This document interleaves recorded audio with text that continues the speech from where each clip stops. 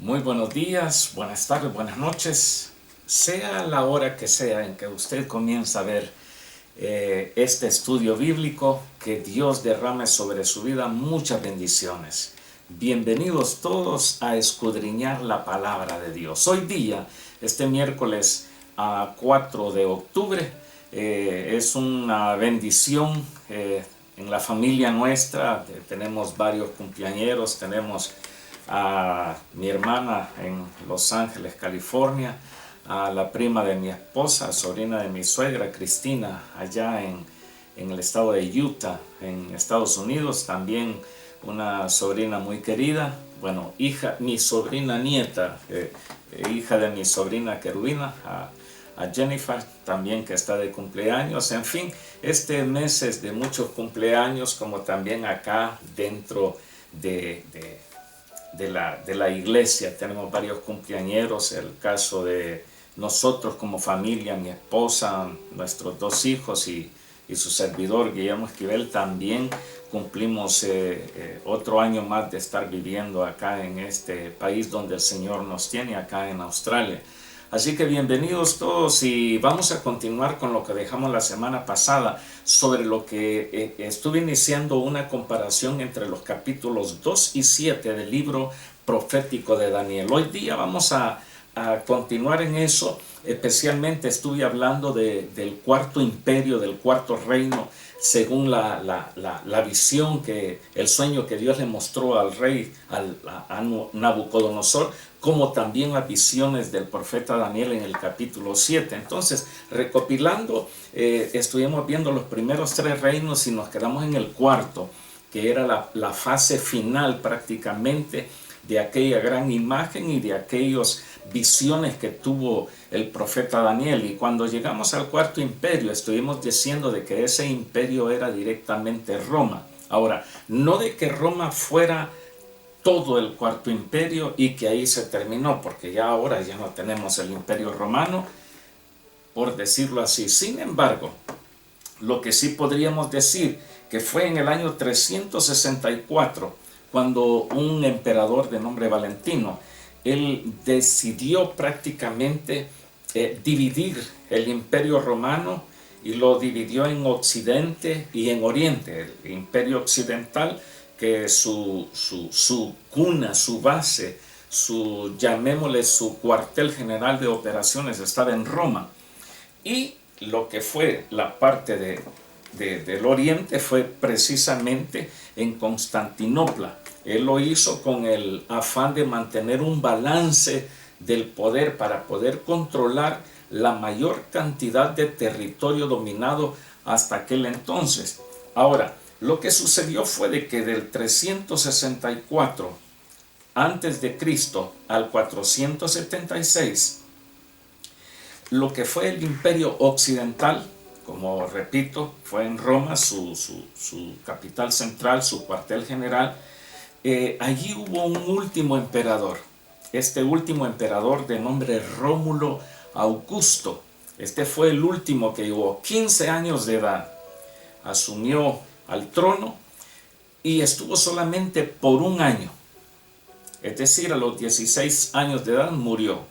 ¿Por causas naturales? No, sino que fue una tribu germánica, alemanes, que fueron los que llegaron, lo apresaron, lo asesinaron. Un famoso jefe de tribu, Odoarco se llamaba él, y le quitaron la vida a este emperador romano. Hasta ahí llegó el imperio romano, en la parte de Occidente, en el año 364 al 476, que fue que duró todo el imperio romano en Occidente.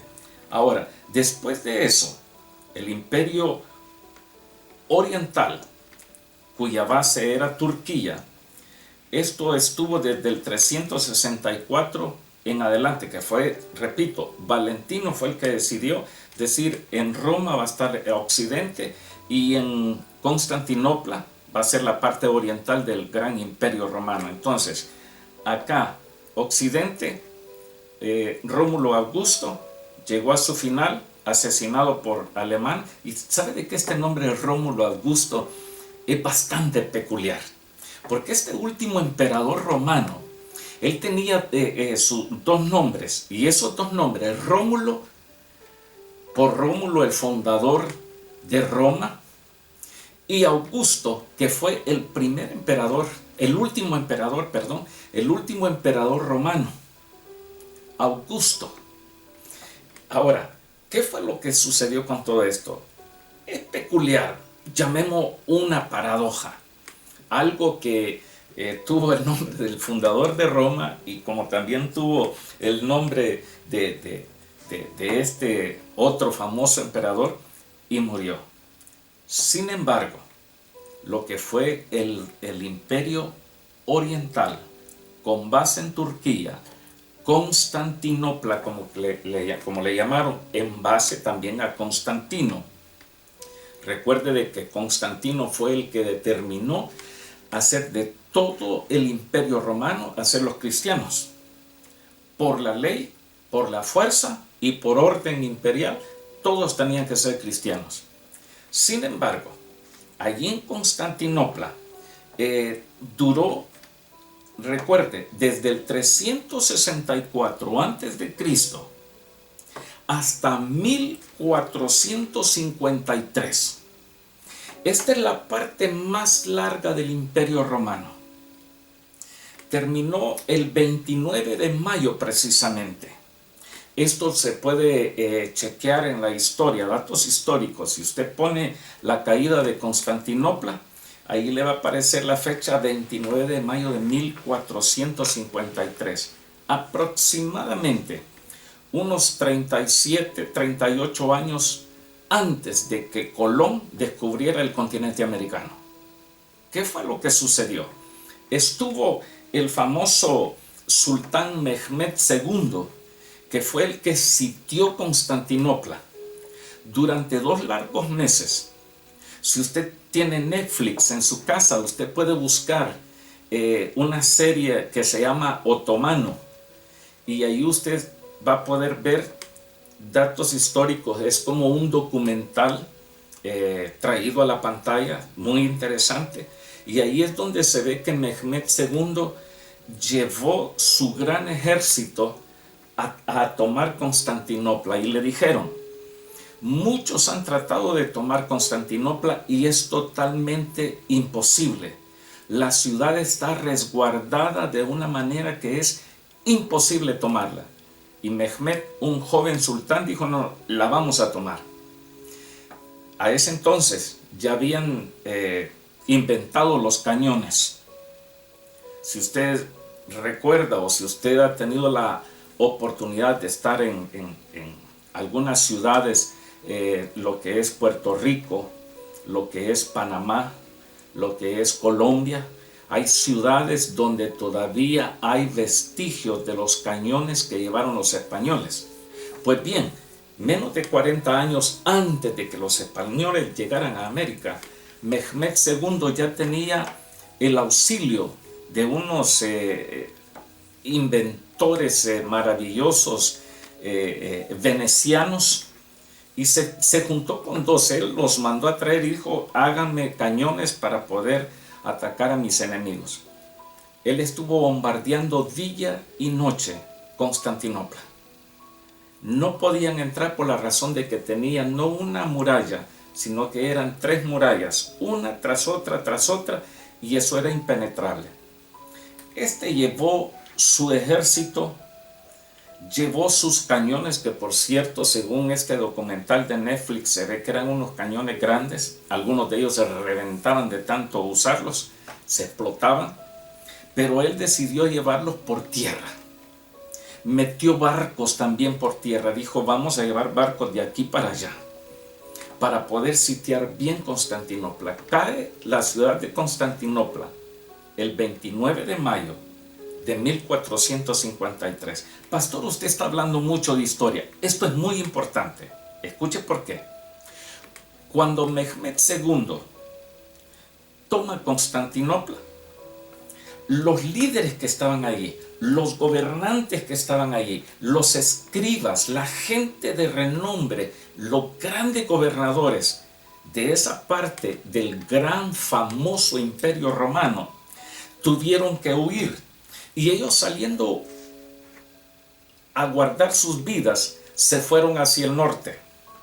Llegaron a lo que conocemos actualmente como Rusia. Allí se establecieron.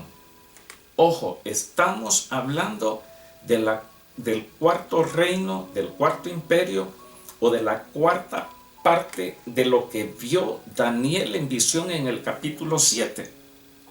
Recuérdese de que se habla de un león, se habla de un leopardo, se habla de oso, y se habla también de aquel reino que tendría que estar dividido en dos partes, las piernas de la visión que tuvo Nabucodonosor. Roma fue dividido en dos partes, ahí tenemos las dos piernas. Y aquellos gobernantes de Constantinopla se fueron a establecer a Rusia. Ahí se infiltraron en el gobierno y empezaron a establecer los principios que ellos tenían como gobernadores romanos. De ahí fue lo que ellos llamaron, y fue el principio de la famosa Iglesia Ortodoxa Rusa.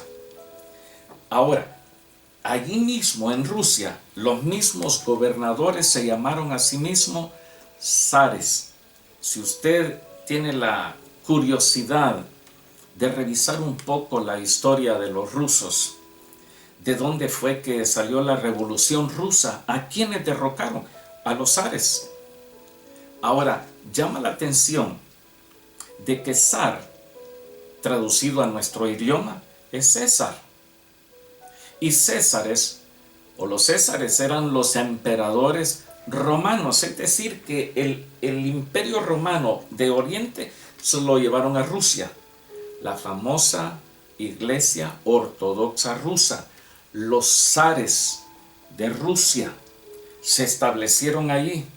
Después ellos llegaron a llamarle el Tercer Imperio Romano.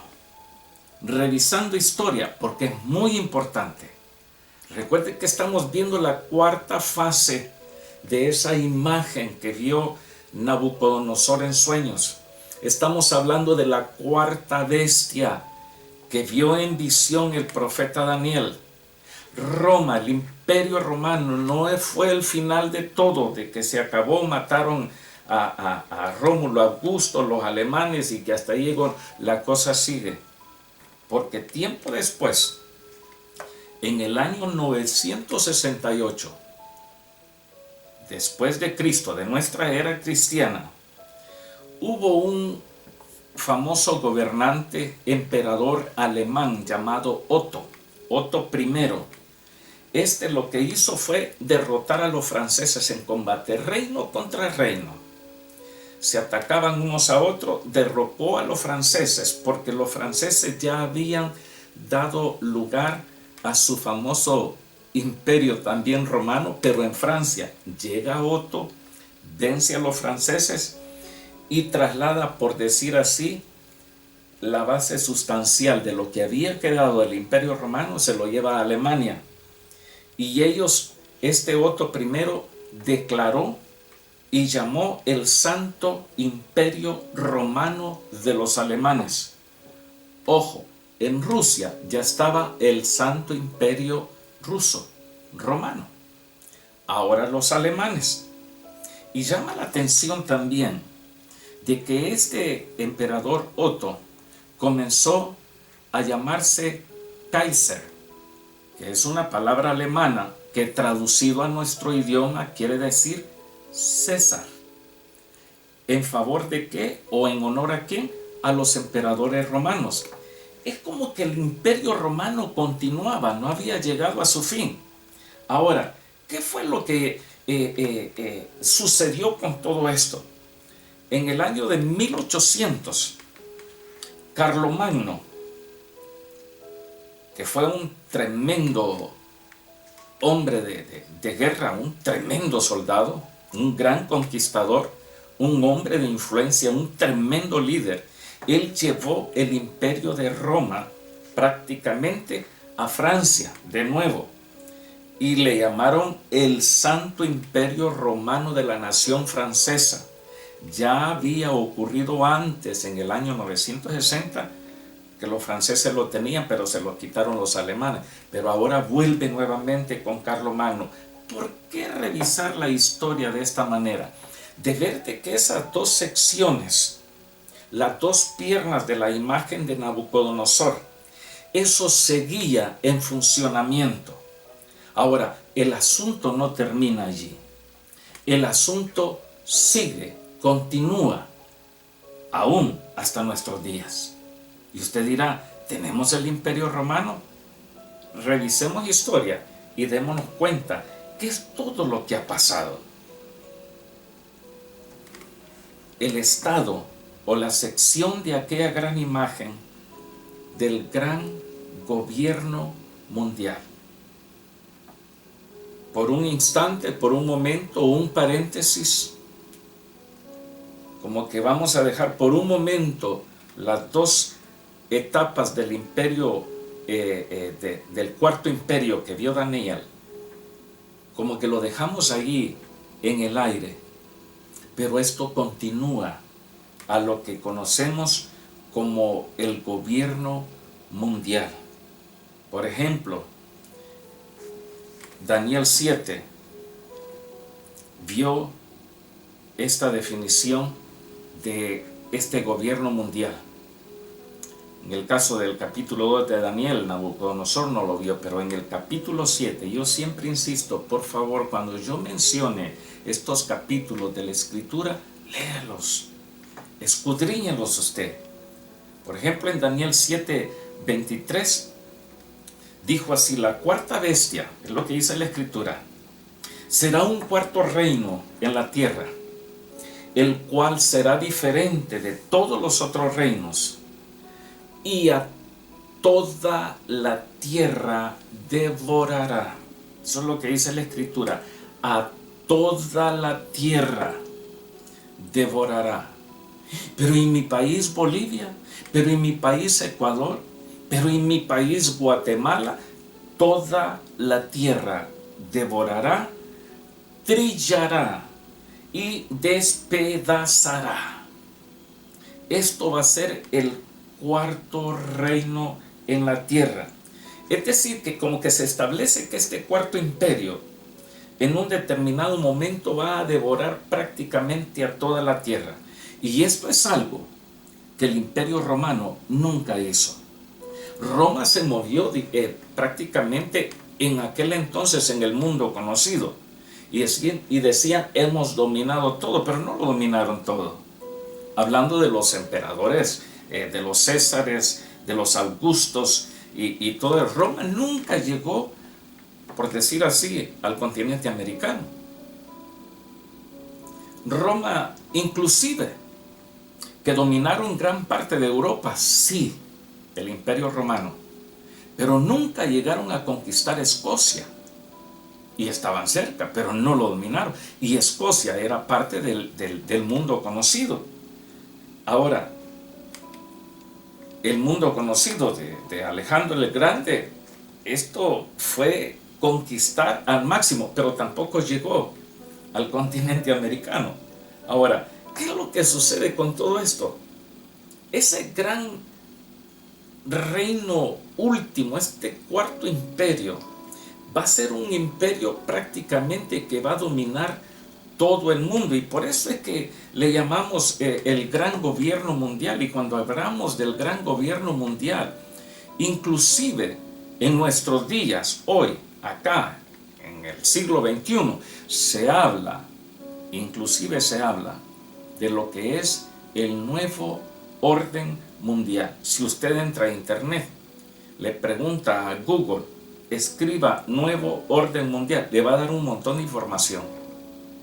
Se habla de que se quiere tener una sola moneda, se habla de que se quiere tener un lenguaje universal, se habla de un gobierno mundial para poder tener un control, un dominio, mejor ayuda para la población del mundo. Mire lo que están haciendo en estos últimos días. Están jugando prácticamente con la población del mundo. Y a este cuarto imperio, a este cuarto reino, es a lo que Daniel en el capítulo 7 dice de que va a devorar toda la tierra. O sea que va a tener un alcance masivo. Ahora, lo que podemos ver en todo esto es de que el gobierno mundial, de acuerdo a Daniel 2 y los 10 dedos de Daniel 7 o los 10 cuernos, es de que este gran imperio va a tener 10 reinos, y estos 10 reinos cubrirán prácticamente toda la tierra, de acuerdo a esas escrituras proféticas de Daniel 2 y Daniel 7. Ahora, si nosotros pensáramos en 10 reinos, o 10 gobiernos, o 10 naciones, yo me metí a internet a buscar un poco sobre las 10 naciones más poderosas del mundo actualmente, y me sorprendió encontrar ciertas naciones que yo pensaba de que no estarían ahí. La información que aparece dice de que para determinar cuáles son los países más poderosos del mundo, se debe de tener en cuenta, primero, poderío militar, su economía, su desarrollo económico, la calidad de vida, la población, alianzas políticas y militares, influencia cultural e influencia en general sobre otros países. Y con base a eso, ahora este año 2023, mencionan en primer lugar los Estados Unidos de Norteamérica, en segundo lugar Rusia, en tercer lugar China, cuarto lugar Alemania, número 5 el Reino Unido. Cuando se habla del Reino Unido, se habla de Inglaterra, se habla de Irlanda, Irlanda del Norte, Irlanda del Sur, Escocia, se habla de Sudáfrica. Todas las naciones que están bajo la corona inglesa forman parte de este Reino Unido. Número 6, Francia, Japón. Número 8, Israel. Número 9, Arabia Saudita. Número 10, Emiratos Árabes Unidos. Ahora, pensemos por un momento. Revisamos las escrituras. Daniel 7 dice que vio esa cuarta bestia, que tenía 10 cabezas,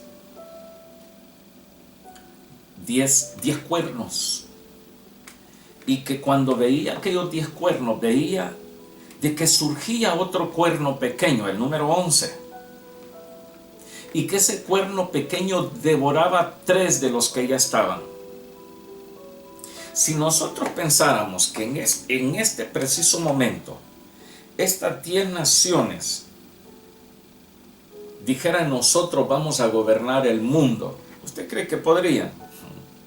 El gran problema que tenemos en estos momentos, la guerra en Ucrania, las naciones, la Unión Europea, las Naciones Unidas.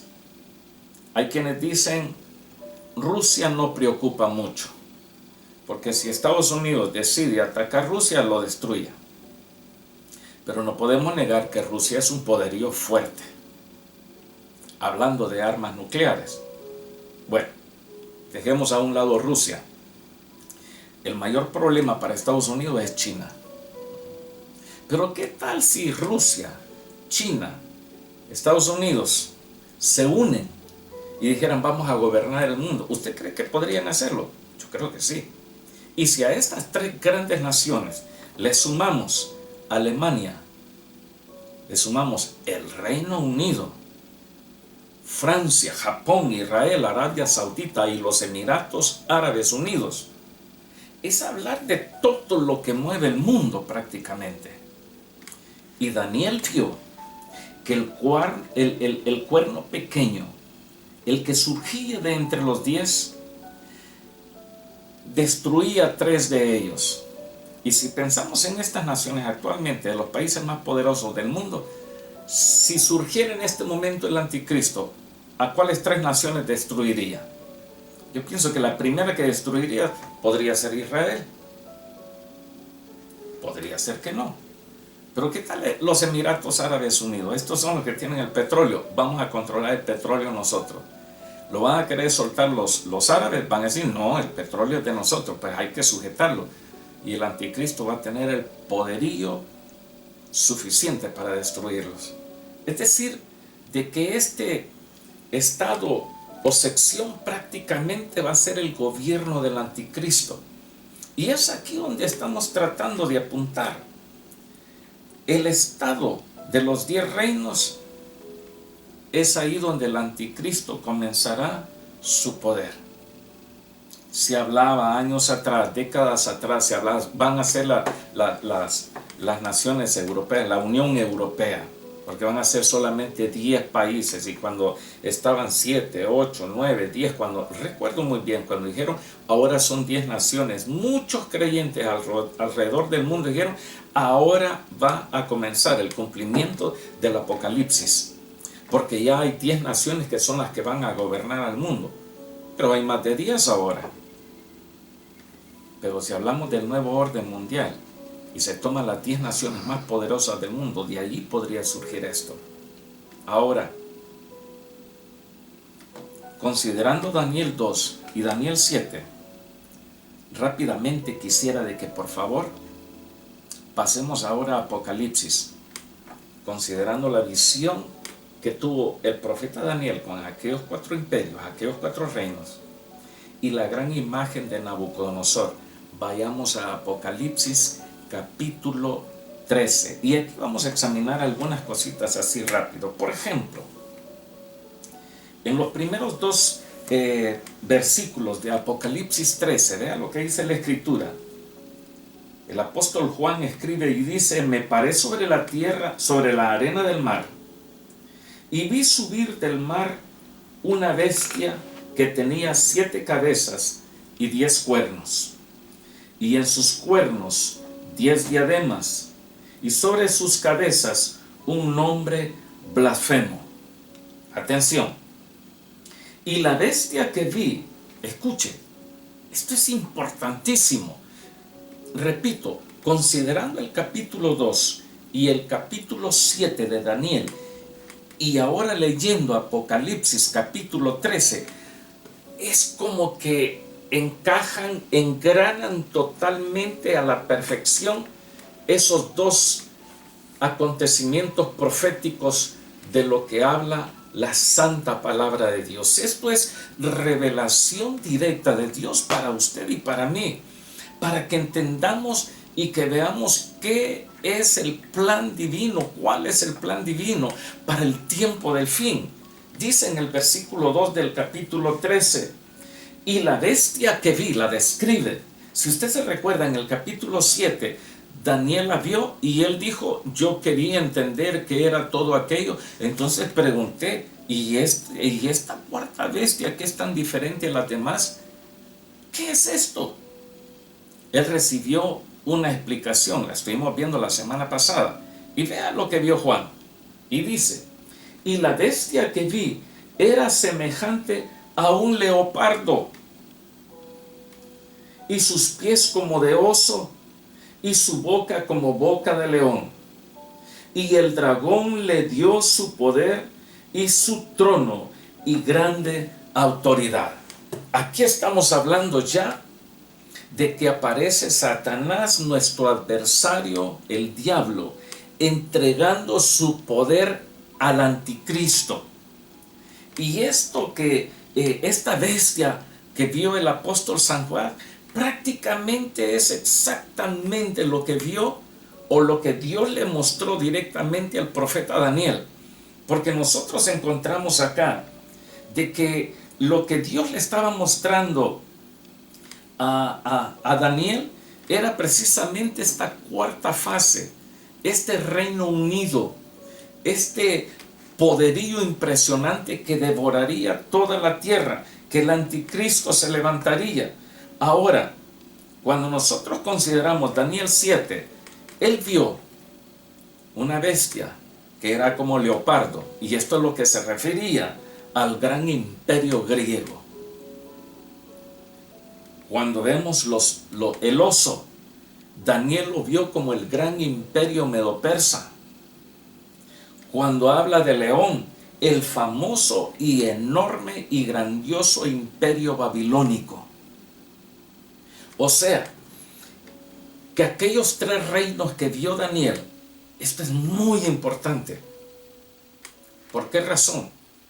Porque lo que Daniel vio, lo que Dios le mostró al rey Nabucodonosor, y que encaja perfectamente el poderío de aquel leopardo, el poderío de aquel oso que todo donde se paraba destruía, el leopardo que avanzaba a pasos agigantados con una furia y con garras terribles, y el león, que se le dice que es el rey de la selva.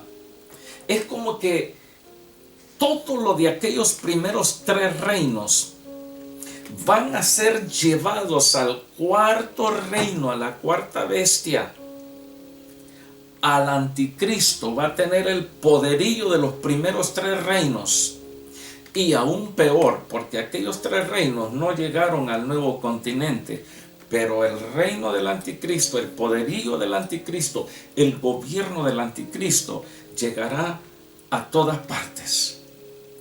Daniel lo vio cientos de años antes que naciera Cristo Jesús nuestro Señor.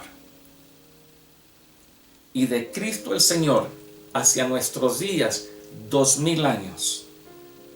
De Cristo el Señor hasta el momento cuando el apóstol San Juan vio la imagen, vio esta bestia que él describe y dice en este versículo 2 que era semejante a un leopardo, sus pies como de oso y su boca como boca de león. Juan la vio precisamente como la vio Daniel, como queriendo Dios darnos a entender de que todo el poderío de aquellos grandes imperios estarán prácticamente en las manos del anticristo, y comenzará a oprimir, a devorar, a trillar y a despedazar a toda la tierra. Por eso se habla de la gran tribulación. Por eso se habla de la apretura de Jacob. Por eso se habla de la gran aflicción del pueblo de Dios llamado Israel. Por eso se habla de que antes de que todo esto comience a suceder, el Señor levantará a su iglesia, no a Israel, a su iglesia. Israel es su pueblo escogido. La iglesia es su iglesia, los redimidos, usted y yo. Todo esto sucederá, y aquí en la tierra comenzará algo espantoso. Ahora, en el versículo 3 dice: vi una de sus cabezas como herida de muerte. Pero estoy leyendo Apocalipsis capítulo 13, versículo 3. Vi una de sus cabezas como herida de muerte, pero su herida mortal fue sanada, y se maravilló toda la tierra en pos de la bestia, es decir, del anticristo. Aquí el Señor muestra de que el anticristo morirá y volverá a recibir vida. Recuérdese de que el anticristo, el enemigo, el diablo, Satanás, hace copias prácticamente de lo que es de Dios. Por esa razón él va a hacer un pacto con Israel, que fue lo que vio el profeta Daniel, capítulo 9, versículo 27, que hará pacto, pero a la mitad de la semana romperá el pacto. Esto es de gran importancia, porque dice de que el anticristo morirá de herida mortal, pero volverá a la vida. Y es ahí donde dice que toda la gente se va a maravillar y van a decir: ¿quién como la bestia? Es hablar de muerte y resurrección. Prácticamente copia de lo que sucedió con nuestro bendito Salvador. Nuestro Señor Jesucristo Él no murió porque lo mataron. Él puso su vida en sacrificio por todos aquellos que llegamos a reconocerlo como nuestro Señor y Salvador. El anticristo padecerá muerte y volverá a la vida prácticamente para atraer más a la gente. Una de sus cabezas herida de muerte, pero después es sanada. Versículo 4. Y adoraron al dragón, por eso que había sucedido, que había dado autoridad a la bestia. Cuando se habla de dragón, se habla de Satanás. Cuando se habla de la bestia, se habla del anticristo. Y adoraron a la bestia diciendo, ¿quién como la bestia y quién podrá luchar contra ella? Es decir, adoración al anticristo. Hemos visto de que el anticristo se sentará en el templo de Dios, se hará pasar por Dios y pedirá que le adoren. Y esto es lo que va a suceder según el versículo 4. Versículo 5 al 7. Apocalipsis capítulo 13. Dice, también se le dio boca que hablaba grandes cosas y blasfemias, y se le dio autoridad para actuar 42 meses. La semana pasada estuvimos viendo a cuánto equivalen 42 meses, 3 años y medio. Estuvimos considerando y descifrando tiempos y medio tiempo en el libro de Daniel y en el libro de Apocalipsis respecto a la mujer vestida del sol. Por tiempos y la mitad de un tiempo, 1260 días, 3 años y medio. Y abrió su boca en blasfemias contra Dios para blasfemar de su nombre, de su tabernáculo y de los que moran en el cielo. Y se le permitió hacer guerra contra los santos y vencerlos.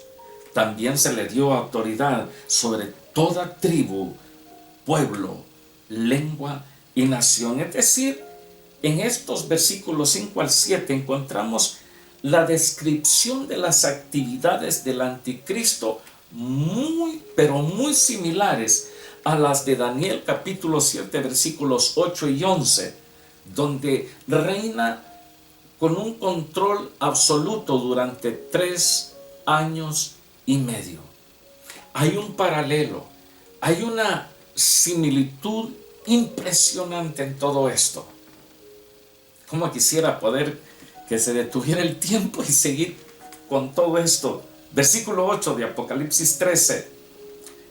Dice la escritura, y la adoraron, es decir, a la bestia, todos los moradores de la tierra, ojo, cuyos nombres no estaban escritos en el libro de la vida del Cordero, que fue inmolado desde el principio del mundo.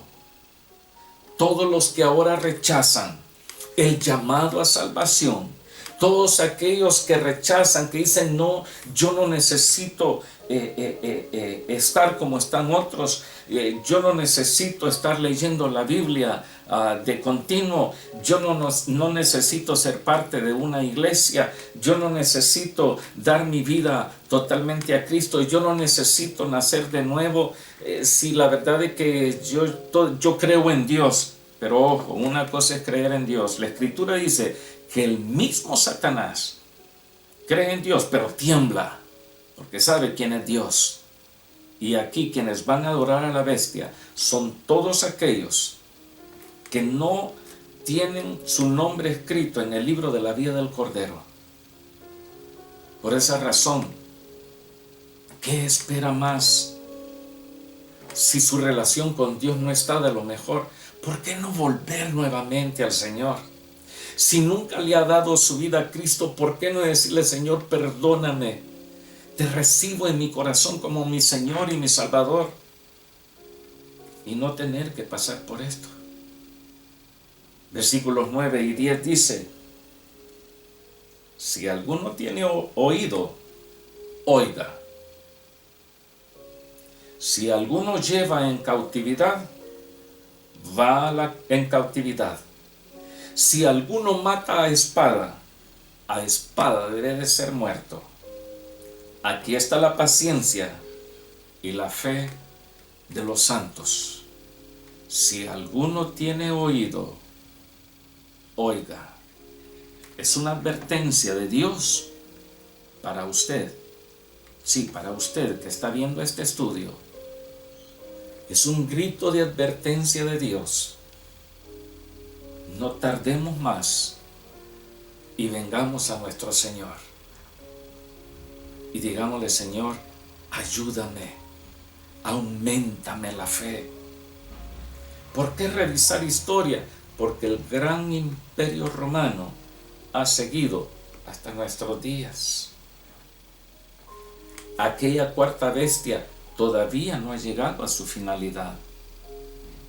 Todo esto último que estoy mencionando de Apocalipsis 13, de la cuarta bestia que vio Daniel, de la cuarta fase, de la gran imagen que vio Nabucodonosor, esa unidad de ese gran imperio, ese dominio mundial, todavía no ha llegado. Por esa razón, necesitamos nosotros entender lo que Dios nos está diciendo y determinar en nuestro corazón dar pasos de obediencia delante de Dios y no conformarnos simplemente en decir: si yo de vez en cuando voy a una iglesia. No se trata de eso. Se trata de rendir nuestra vida totalmente al Señor. Hace muchos años, un pastor que visitaba acá Australia, él decía: en la iglesia a veces las personas me dicen: yo quisiera seguir en esto, pero la verdad es que parece de que Dios exige mucho. Y el pastor le decía a su gente, él nos contaba que le decía: pues mire, la verdad es que Dios no exige mucho. Dios no exige mucho, Dios lo exige todo. No mucho, todo. Por esa razón, ¿por qué no darle nuestra vida al Señor?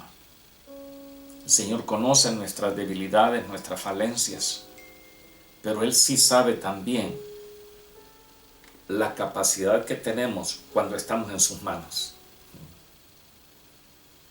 El hecho mismo de Daniel cuando fue llevado a Babilonia, la muerte le tocaba.